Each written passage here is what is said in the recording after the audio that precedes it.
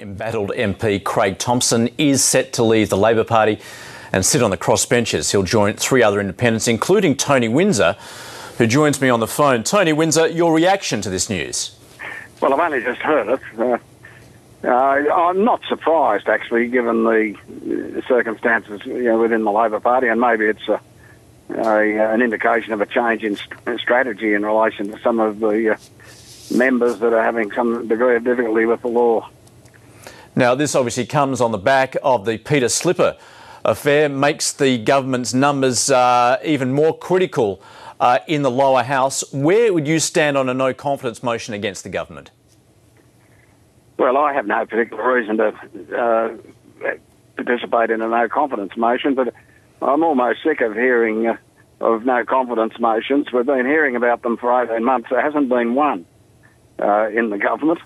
If people have got a view that they have no confidence in the government, they should put it up and have it debated in the Parliament. I'm not going to... me agreeing or disagreeing to one on News 24 is not going to make any difference to the future of the government, I'm afraid. So when one comes up, if it ever does, Tony Abbott's been talking about them for that long now.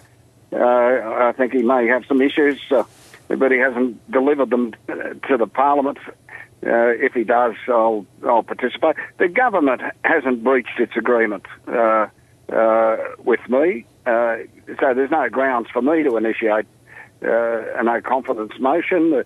There's some supply issues that are obviously coming up with the budget.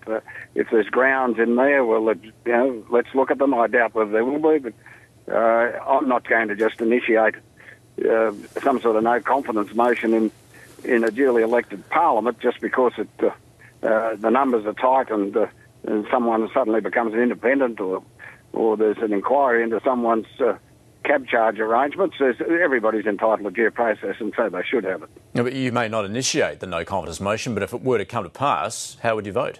Well, there hasn't been one come to pass. If there is one that comes to pass, I don't know. I think Mr. Abbott might need some laxets because he's having trouble with this motion. It's been coming for a long time. But, if it does come to pass, as you say, I'll listen to the debate, which is the way it should be done. There is no formal wording of any motion, no confidence motion in the Parliament at all. So until there is, I can only assume that Mr. Abbott has confidence in the current government because he hasn't indicated any other way other than the hagglings in the press. He hasn't indicated in the Parliament that he doesn't have confidence in the government. But with the government facing scandals on different fronts at the moment, is the government's position untenable? Well, I wouldn't have thought so. I've been through all this before with the Greiner government. Back in 1991, a hung Parliament where the numbers were delicate. A minister defected and became an independent. There were a whole range of issues that came around in terms of Nick Greiner being found corrupt by the ICAC. Then he was found not to be corrupt on a court of appeal. Everybody was judging him on the first count. They were even judging him before there was a count. I adhered to due process then. And I think we've got to adhere to due process as much as some people in the political short-term analysis mightn't like that. I think our whole system, is based on the separation of powers, and I think occasionally we should remember that. Are you preparing for an early election? No, I'm sitting on a deck at home, actually enjoying the sun, and I'm about to take some rubbish to the recycling bin. So, no, I'm not preparing for an early election. But you must agree the chances are increasing of an early election.